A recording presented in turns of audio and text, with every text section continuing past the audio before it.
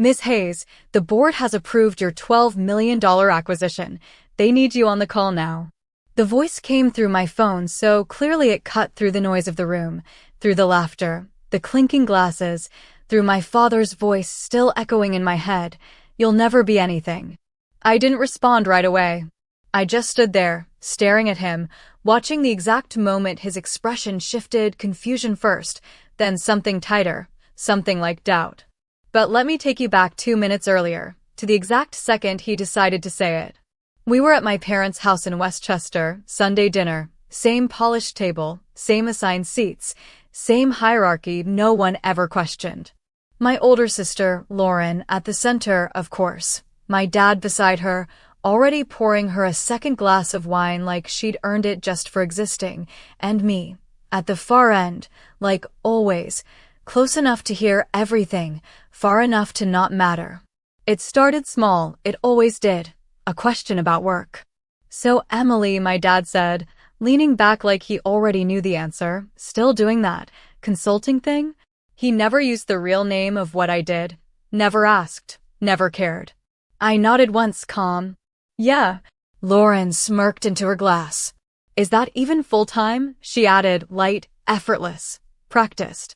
I didn't answer that either, because I'd learned something a long time ago. Explaining yourself to people who've already decided who you are is a losing game. My dad chuckled, shaking his head. I just don't get it, he said, louder now, making sure everyone heard. No stability, no real position, no direction. Then he looked straight at me and said it, slow, deliberate, like he wanted it to stick. You'll never be anything. The room went quiet for half a second, not because they were shocked, but because they were waiting to see how I'd react. And I didn't. I just picked up my glass, took a sip, like it didn't land, like it didn't matter. But inside, something locked into place. Because what he didn't know, what none of them knew, was that my phone had been vibrating in my pocket for the past 30 seconds, and the name on the screen was about to change everything. I let it ring for 3 more seconds, not because I was unsure, but because timing matters, especially when no one in the room believes you matter at all. Then I slid my phone out of my pocket and glanced at the screen. Private number, again, the same one that had called twice earlier that afternoon while I was driving. I answered this time, calm, steady. This is Emily. The voice on the other end did not hesitate.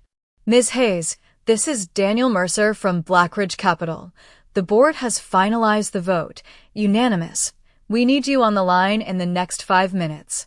I could feel it, the shift, not just in me, but in the air around the table. Because even though I had not put the call on speaker, my father was close enough to hear the tone, the formality, the words people do not use unless something real is happening.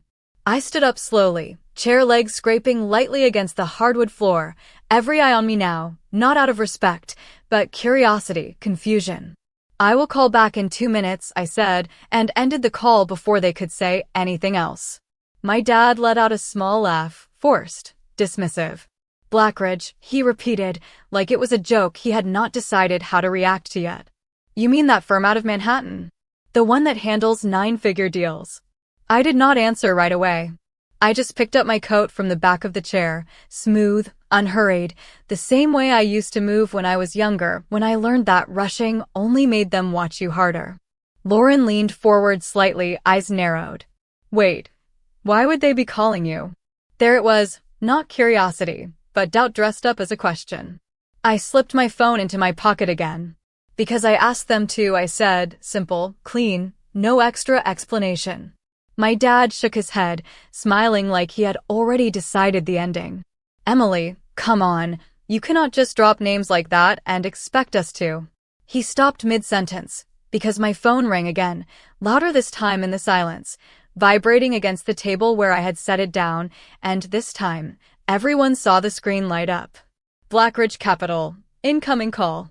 No one spoke, not my dad, not Lauren, not my mother who had been quietly watching this whole time like she was trying to solve a puzzle she had ignored for years.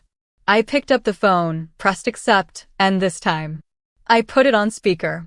Ms. Hayes, the voice came through, sharper now, controlled urgency, We are about to begin. The partners are asking for you specifically. We cannot move forward without your authorization on the acquisition terms.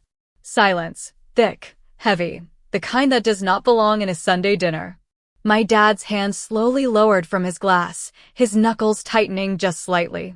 Acquisition, he said under his breath, like the word itself did not belong anywhere near me. I turned slightly, just enough to look at him. Not angry, not emotional, just present. Yes, I said into the phone. I am stepping outside now. I ended the call again, but this time, no one laughed. No one questioned, because something had already cracked open in that room, something they could not push back into place. Lauren shifted in her seat, trying to recover. So, what is this? Some kind of assistant role or... I picked up my keys, the small metallic sound cutting through her sentence. No, I said, meeting her eyes for the first time that night. I am the one they are waiting for. And as I walked toward the front door, I heard my dad stand up behind me, fast. Too fast for someone who had been so certain just minutes ago.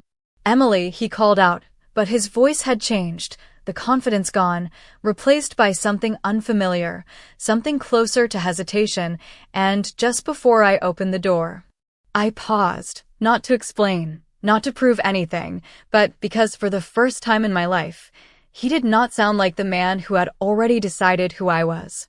I stepped out into the cold air, the kind that hits your face and clears everything at once, and for a second, I just stood there on the front porch, phone still in my hand, listening to the faint sound of voices behind me through the door, muffled now, uncertain. I tapped the screen and called back. This is Emily Hayes. Miss Hayes, Daniel's voice returned immediately, sharper, more focused. The partners are assembled. We are reviewing final numbers on the acquisition. There is one condition they want your confirmation on before we proceed. I walked down the steps slowly, each one steady, controlled, like I had done this 100 times before, because I had, just not here, not in front of them. Go ahead, I said. They want to confirm you are comfortable taking full control post-acquisition, meaning you will be listed as primary decision authority moving forward. I paused, not because I needed time to think, but because I remembered every single moment that led here, every time my father dismissed me with a glance, every time Lauren spoke over me like I was background noise, every time I sat at that same table and felt invisible. Yes, I said finally, calm. That was always the plan. Silence on the other end for half a second. Then, understood, we will proceed. Welcome to the board, Ms. Hayes.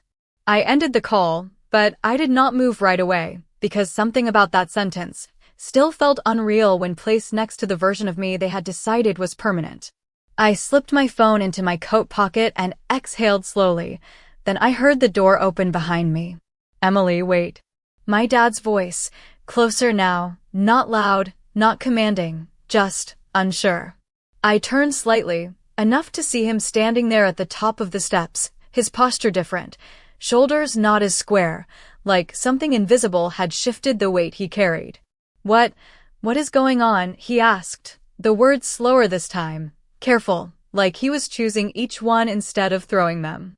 I looked at him for a second, really looked, and it hit me. This was the first time he was asking. Not telling, not assuming, asking. Work, I said simply. He frowned, a reflex, like his mind was trying to fit that answer into the version of me he had built over years. That did not sound like, just work, he replied. I nodded once. It is not. Another pause, longer this time, stretching between us like something that had never existed before, uncertainty.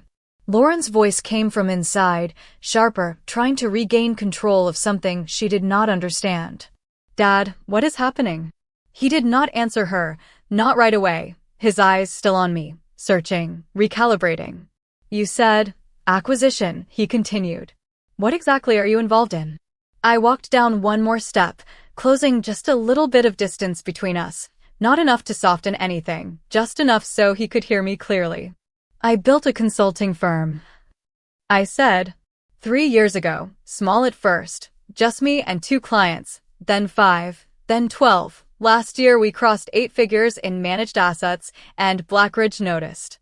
His expression changed again, Slower this time, like pieces were falling into place in real time.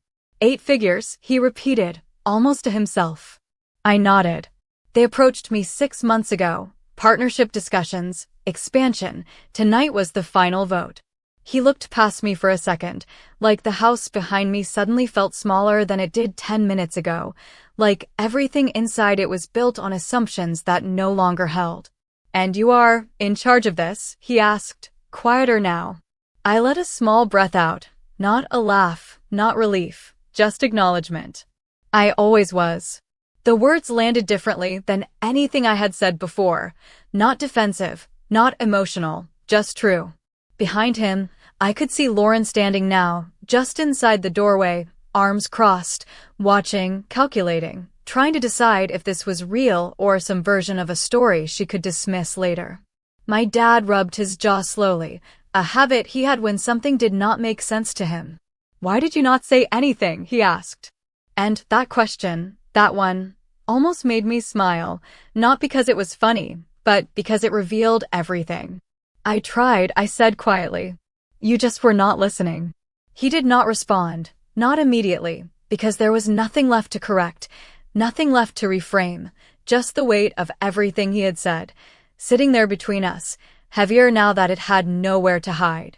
My phone buzzed again in my pocket, a short vibration this time, a message. I pulled it out and glanced at the screen. Daniel again.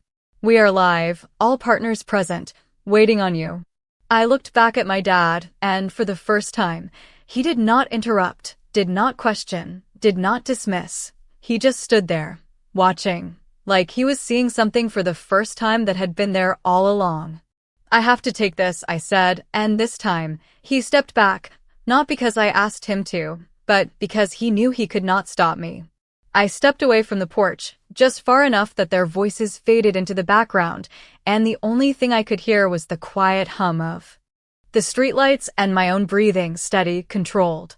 I tapped the screen and joined the call. Emily Hayes here. There was no delay this time, no introduction needed, just a room full of voices that already knew my name.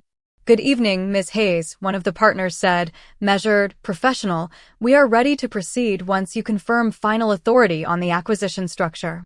I leaned against the side of my car, cool metal against my shoulder, grounding, familiar. Proceed, I said, simple, direct, no hesitation. Papers shifted on the other end. Voices layered over each other for a moment. Numbers, terms, timelines, all of it moving fast, efficient, like a machine that had been waiting for one final signal. Final confirmation. Daniel's voice cut through again. Primary control transfers to Hayes' strategic holdings, effective immediately upon closing. Do you accept? I closed my eyes for half a second, not to think, but to mark the moment, because moments like this, they do not look dramatic from the outside. No music, no applause, just a quiet decision that changes everything. I accept, I said. A brief pause. Then, congratulations, Ms. Hayes. The deal is officially closed. And, just like that, it was done. No fireworks, no celebration, just silence. The kind that feels different when you know something irreversible just happened. I ended the call slowly, letting the screen go dark in my hand, and for a second, I just stood there, not moving, because for years, everything I built existed in rooms they had never seen, in conversations they were never part of, in decisions they never knew I was making, and now it was real in a way they could not ignore anymore. I turned back toward the house, the front door still open, warm light spilling out onto the porch, and I could see them, all of them, standing there now, not sitting, not relaxed, waiting. My dad was at the front, just a step ahead of everyone else, like he did not realize he had moved, like something had pulled him there without permission. I walked back slowly, not rushing, not dragging it out, just steady. When I reached the bottom of the steps, he spoke first. Emily, my name. Different this time, no edge, no dismissal, just uncertain. Was that real? I looked at him, really looked, and for the first time, he did not look like someone in control of the room. He looked like someone trying to understand where the room had gone. Yes, I said. He swallowed slightly, a small movement, but I noticed, because I had spent years noticing things no one else paid attention to. You just closed something? He asked. I nodded. A $12 million acquisition, I said, calm, precise, the same way I would say it in any boardroom, because that is what this was now, not a conversation, a statement of fact. Behind him, Lauren let out a short laugh. Too quick, too sharp. Okay, but what does that actually mean? She said, arms still crossed, trying to hold on to something that was already slipping. I did not look at her, not yet. It means, I said, eyes still on my dad, I now control the company we just acquired, and everything that comes with it. Silence again, heavier this time, because now there were no gaps left to fill, no easy way to reinterpret what I said into something smaller. My dad shook his head slightly, not in disagreement, but like he was trying to catch up to something already moving past him. And Blackridge, he started, then stopped. They answered to you? I let a small breath out, not a sigh, just acknowledgement. They partnered with me, I corrected. But the final call was mine. His eyes shifted for a second, down, then back up, recalculating. All this time, he said quietly, you were doing this, while sitting at this table He did not finish the sentence. He did not need to. I tilted my head slightly. Like what? He hesitated, and that hesitation, that was new. It did not matter, he admitted, barely above a whisper. I nodded once. That was never about me, I said. That was about what you decided to see. Lauren stepped forward now, unable to stay quiet anymore. If this is real, why did you not say anything? She asked, sharper, defensive. I finally looked at her, directly, and for a second, she looked away first. Because you would have laughed, I said, simple, no anger, just truth. My mother, who had not spoken all night, took a small step forward, her voice softer than I expected. Emily, we did not know. I looked at her, and for a moment, something almost shifted, almost. But not enough. You did not ask, I said. And that was it. No accusation, no raised voice. Just the kind of statement that does not need anything added to it. The porch light flickered slightly in the quiet, and I realized something then. This was the moment, not the call, not the deal. This, standing here, watching everything they believed about me fall apart in real time. I adjusted my coat slightly, the cold starting to settle in again. I have another call in 10 minutes, I said. And a flight to catch in the morning. My dad nodded slowly, like he was still processing, still catching up. Where are you going? He asked. I met his eyes one last time. Somewhere I am expected, I said. And this time, no one stopped me as I turned and walked away.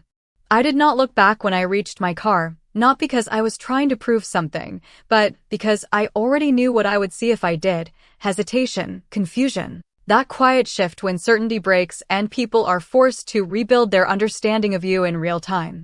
I opened the door, slid into the driver's seat, and closed it gently. The sound was soft, controlled, nothing like the noise that had filled that house just minutes ago. For a second, I just sat there, hands resting on the steering wheel, engine still off, letting the silence settle around me, because for years, silence had meant being overlooked, being dismissed, being the last person anyone thought to ask. But this silence, this one felt different. It felt earned. My phone buzzed again, a message this time. Daniel. Partners are asking if you will attend the New York briefing tomorrow. Press may be involved. I stared at the screen for a moment, then typed back. I will be there. Simple, direct, no explanation. I set the phone down and started the engine, the low hum filling the space as I pulled away from the curb, headlights cutting across the quiet suburban street, the same street I had driven down 100 times before, usually leaving with that familiar weight in my chest, that subtle pressure of not being enough, not fitting into the version of success they respected. Tonight, that weight was gone, not replaced with anything loud or dramatic, just gone. I stopped at the end of the block, waiting for a car to pass, and for a moment, I thought about turning back, not to explain, not to justify, but to say something, anything, but then I realized there was nothing left to say, because everything that needed to be understood had already happened.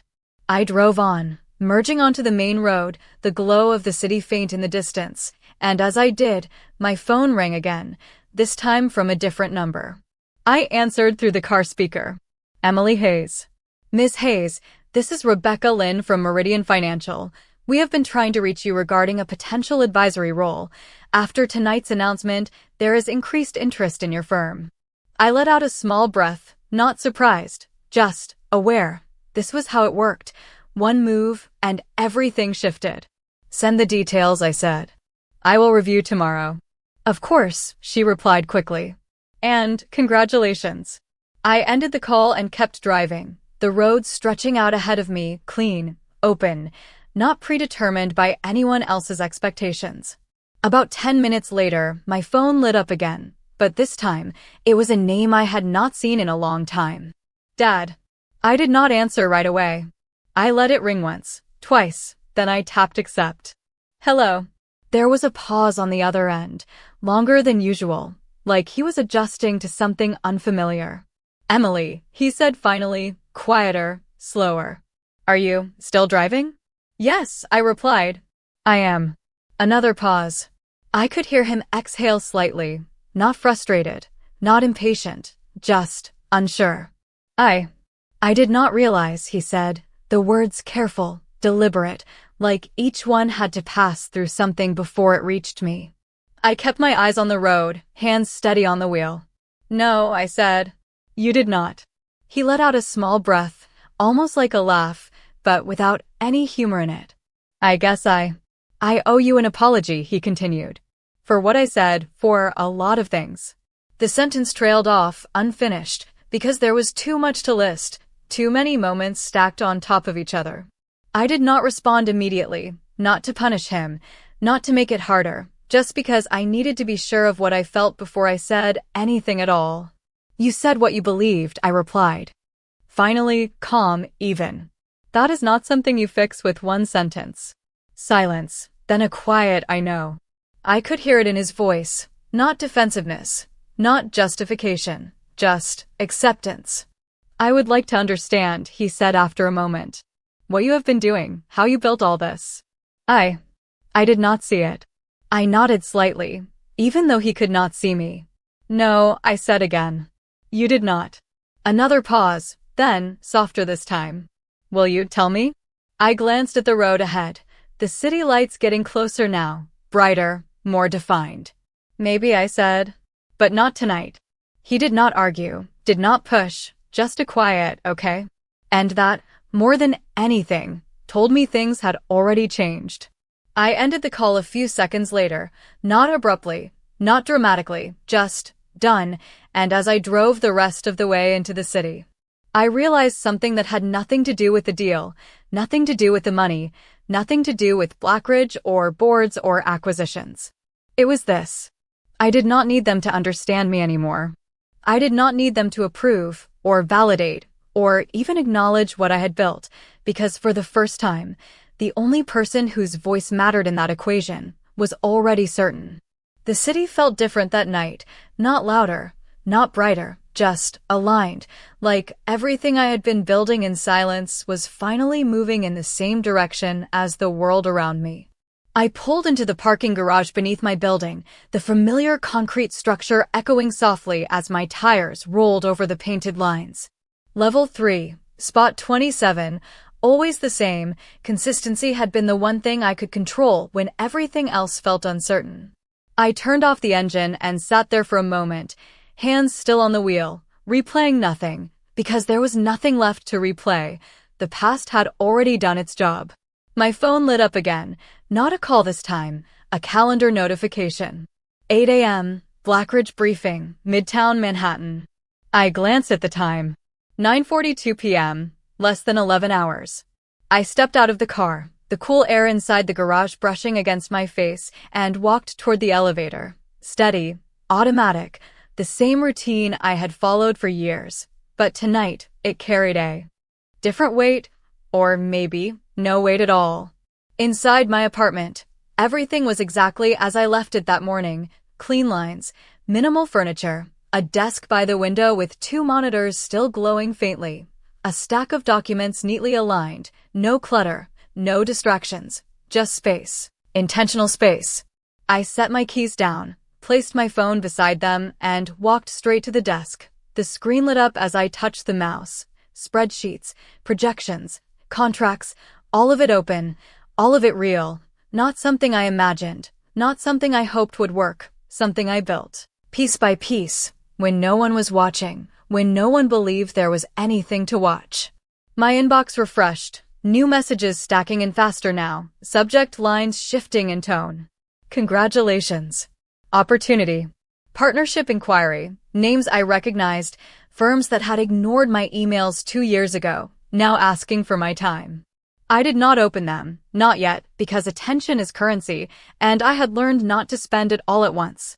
I reached for a folder on the corner of my desk. Simple, black, no label. Inside were the earliest notes I had written 3 years ago, numbers scribbled in the margins, potential client lists, revenue projections that felt ambitious back then, almost unrealistic. I flipped through a few pages slowly, remembering, not the struggle, not the stress, but the clarity, the decision to stop asking for permission, to stop waiting for someone to validate what I already knew I could do. There was a line I had written at the top of one page, underlined twice. Build something they cannot ignore. I let out a small breath, not pride, not relief, just recognition, because that was exactly what happened, not overnight, not with one moment, but with 1,000 small decisions no one saw. My phone buzzed again, a message this time, unknown number. I opened it. This is Lauren, can we talk? I stared at the screen for a second, her name sitting there, different now, stripped of the tone she always carried in person, just text, just a request. I did not respond immediately. I set the phone back down and walked to the window, the city stretching out below, lights layered on top of each other, movement everywhere, people going places where they were expected, where they belonged. I thought about the house again, the table, the way everything had been arranged for years, fixed, predictable, and how quickly it all shifted when one piece no longer fit. My phone buzzed again, this time a follow-up. I did not know. I want to understand. The words felt familiar, almost identical to what my dad had said earlier, but different in weight, because Lauren had never asked to understand anything that did not already benefit her. I picked up the phone, typed one word, then paused, erased it, typed again. Tomorrow. I sent it, not as an invitation, not as a promise, just a boundary, something clear, controlled. I placed the phone face down and walked back to my desk, sat down, and opened the briefing document for the morning, names, roles, expectations, all laid out, no ambiguity, no guessing, just structure. I read through it once, slowly, then again, faster, committing the details to memory, because this was where I operated best, not in rooms where I had to prove I belonged, but in rooms where I decided what happened next. Around midnight, I closed my laptop, the room falling quiet again. I leaned back slightly, letting the stillness settle, and for the first time that day, I allowed myself to feel it, not the victory, not the validation, but the shift, the undeniable change in direction. Tomorrow, it would all become visible, not just to them, but to everyone who had never taken the time to look closer, and the difference now was that I did not need to explain it. I did not need to defend it. I just needed to walk into the room and take the seat that had already been waiting for me.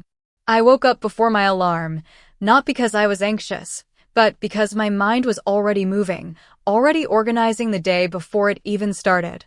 5:12 a.m. The city still quiet, that early gray light just beginning to edge through the window. I sat up slowly, feet touching the floor, grounding myself in something simple, something real, because today was not about proving anything, it was about showing up exactly as I had already become. I moved through my routine without rushing, shower, coffee, black, no sugar, the same way I had taken it for years, consistency again, always consistency. By 6:03 a.m. I was at my desk, laptop open, reviewing the briefing one last time, names, roles, numbers, nothing new, just confirmation, just clarity. My phone buzzed lightly beside me, a notification from a financial news app. Blackridge Capital closes $12 million acquisition overnight, new leadership to be announced. I stared at the headline for a second, not surprised, just aware. It had already started. The visibility, the part of this process that moved faster than anything you could control. I set the phone down and kept reading, not letting it pull my focus, because attention, again, was something I chose where to place, not something I gave away because it felt good in the moment. At 7:10 a.m., I was in the car, traffic just beginning to build, the flow steady, predictable. I merged onto the highway, the skyline of Manhattan rising ahead, sharp, defined, a place where no one asked if you belonged, they just watched what you did when you arrived. My phone rang through the car system. Daniel. Good morning, Ms. Hayes. His voice came through, composed but with an edge of urgency. Quick update before you arrive. Media presence has increased. There are at least 2 outlets planning to be in the lobby. We can route you through a private entrance if you prefer. I kept my eyes on the road, steady. No, I said. Main entrance is fine. A brief pause, then understood. I ended the call and continued driving, because hiding would mean explaining, and I was done explaining. By 7:48 a.m., I pulled up in front of the building. Glass and steel, clean lines, nothing unnecessary, exactly the kind of place decisions were made without emotion. I stepped out of the car, adjusted my coat slightly, and walked toward the entrance. Cameras were already there. Not a crowd, but enough to notice.